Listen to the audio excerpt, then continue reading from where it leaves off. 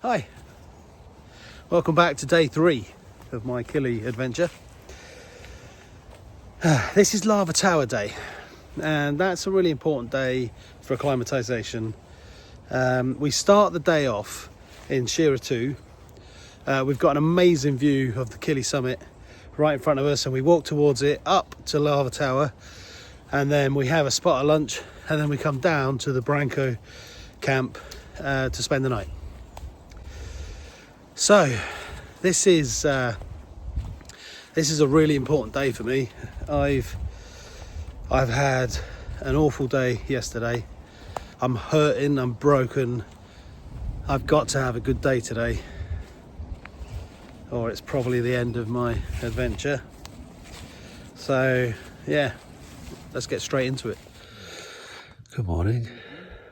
I think I had a good sleep. I went down about 8, I think 8:30, maybe 9. And I woke up at 12, so I must have had a good 3 hours, literally lights out. And then I saw 1, 2, 3, 4, and now it's 5 o'clock. We're awake.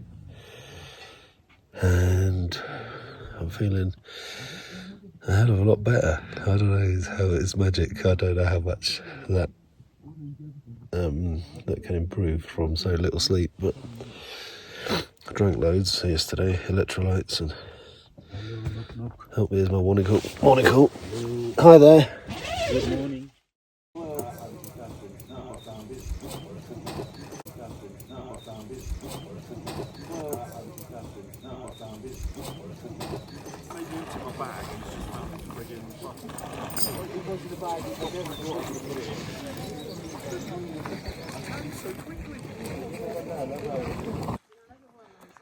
Here it is. I'm struggling again today, but I've got an amazing porter and he's carrying my bag at the moment. I've done 200 metres of ascent in the last hour and 20 up towards the Lava Tower. Meanwhile, all these guys here are just incredible. Here's Mount Meru.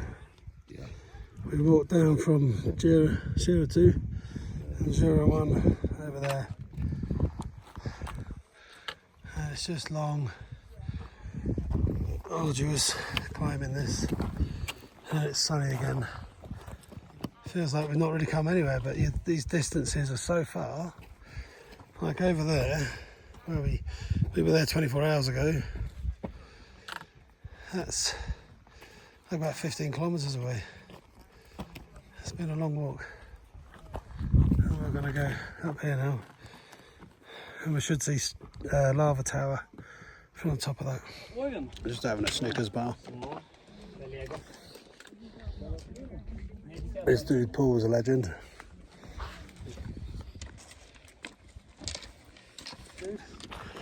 I had a number 2 on the way up behind a rock, and I felt a little dizzy, so I've taken half a Diamox tablet, which is supposed to help. I'm feeling okay. I'm just struggling to get air in my lungs. These guys just power through. I don't know how they do it.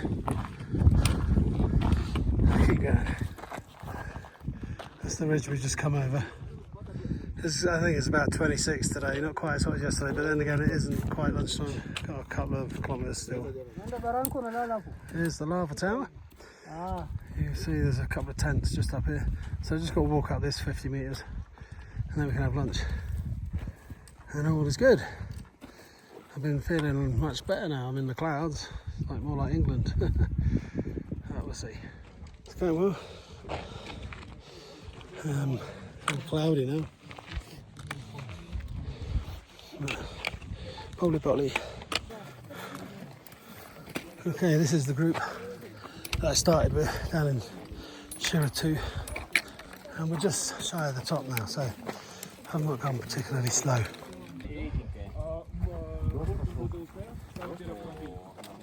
Давайте сфоткаемся.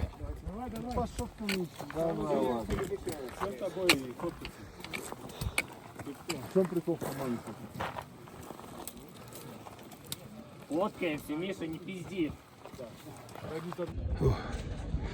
Okay, I'm feeling good now, but I've just been sick.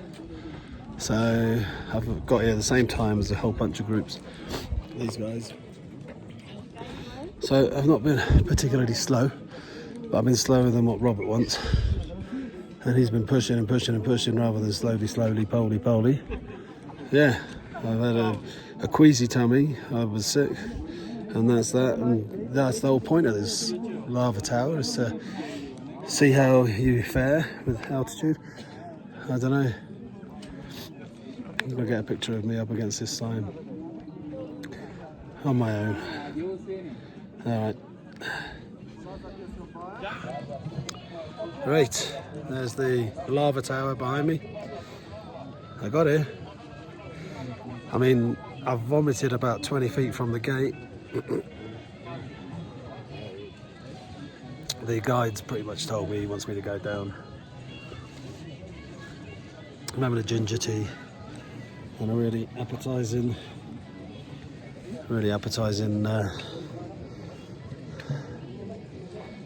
yeah, well,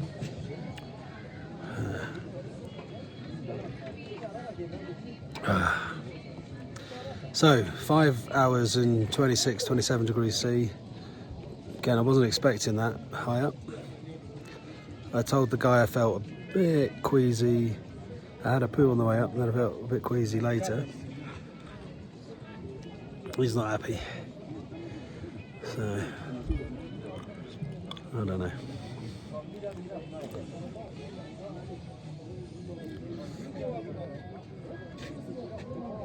I mean, I followed another group all the way up, like literally side by side. But Robert wants me to go quicker. He's not happy. So maybe me and Kilimanjaro aren't meant to be. I don't know. I'm going to eat my dinner. Now, at the briefing before we start, we're obviously told about the effects of altitude and conditions, life-threatening conditions like HACE and HAPE, high altitude cerebral edema and pulmonary edema. And obviously, if you've got these conditions, you get off the mountain. The best way to deal with it is to descend, right? No ifs, no buts. We're also told that, diarrhea, headaches, vomiting, nausea, feelings are all typical and normal for a body adapting to altitude. And we're also told, if you feel sick, be sick. If you need a poo, have a poo. Once you've done that, you'll feel a lot better and you can carry on. So, to be told to come down the mountain with no sense of urgency,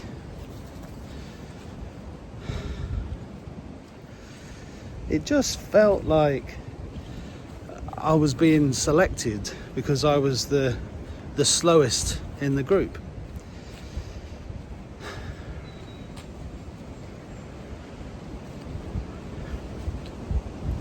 And that didn't seem fair.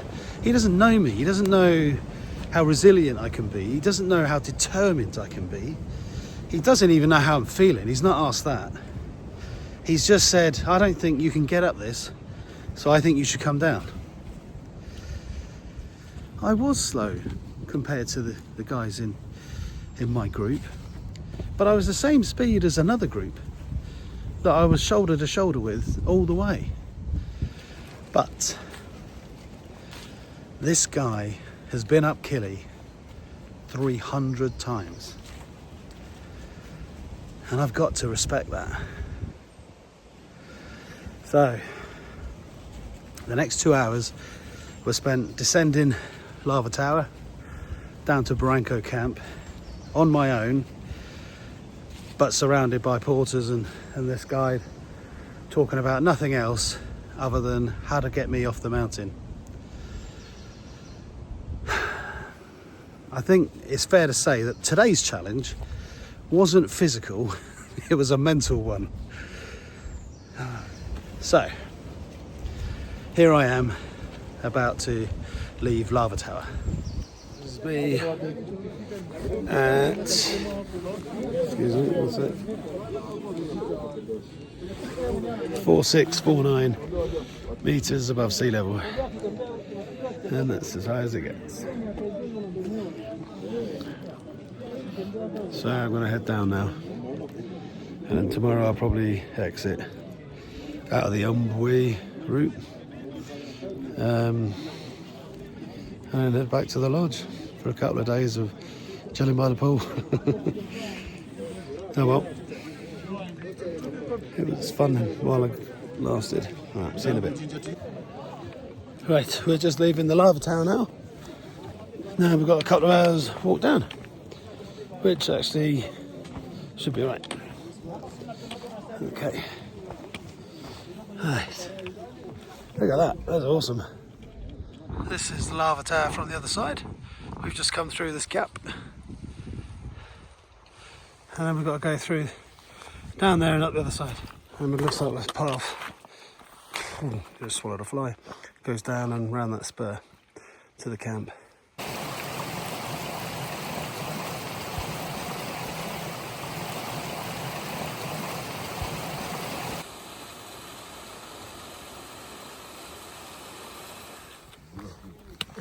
And here's the Barranco Camp. The Barranco wall's just in the clouds. Looks like an awesome camp. Got some amazing views down the valley. Alright, this is our tents just up ahead.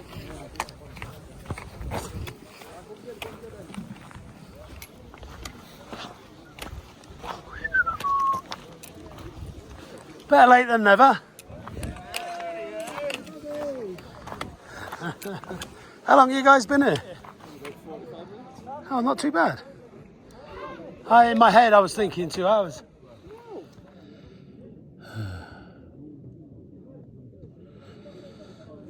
Oh dear.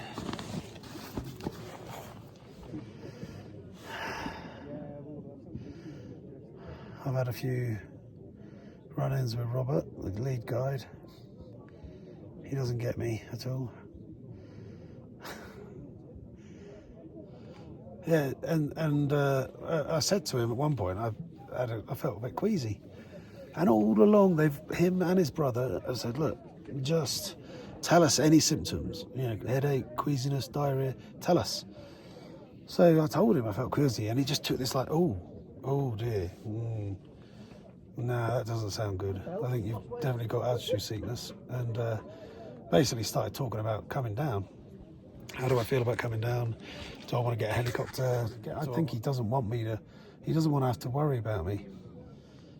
He said to me, look, if you can't do this without stopping, you probably shouldn't do the summit. I was like, for God's sake. I'm trying to maximise my chances of doing this, and you're trying to fucking deplete all my reserves. So anyway, I picked up my energy and I just did it. But I got to about 5 meters from the top and I bathed everywhere.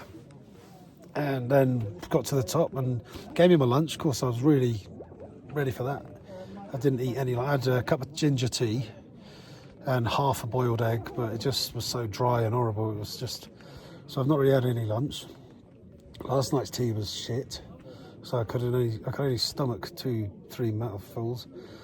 This morning's breakfast was shit. I had about a mouthful of frankfurter and about 2 forks full of egg.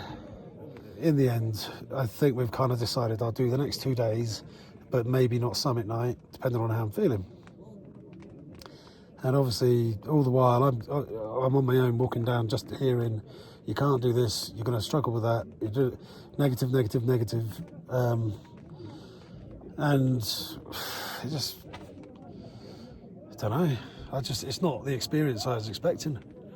I was expecting, lots of encouragement, lots of, come on, you can do this. But he's just, it's like he wants me to fail because I I don't know. I don't like him. I've spoken to him quite plainly about it and said, look, you're not helping here at all. You know. He says things like, "Have you done any training?" And I'm like, "Yes, I've done some training." Fucking dickhead.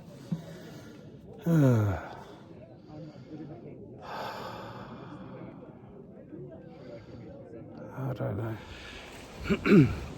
Being on Kilimanjaro is a privilege. It's beautiful, but you have to earn it. There's no free rides. And I'm a strong, determined person. I came here to do it. I've wanted to do it for 30 years. This was my chance. But I'm being told to come down. Which route should we come down? Am I really being selected because I'm the weakest of the group? I don't know. I'm overthinking it lots.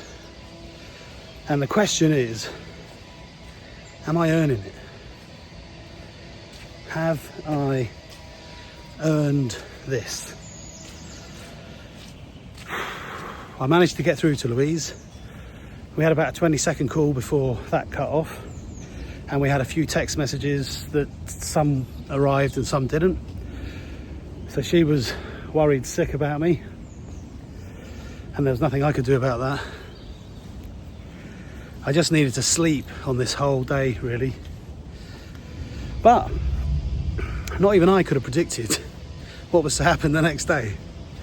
It gave me all the encouragement I needed. It helped the guide ease off a bit, and without question, it changed the course of my Kili adventure.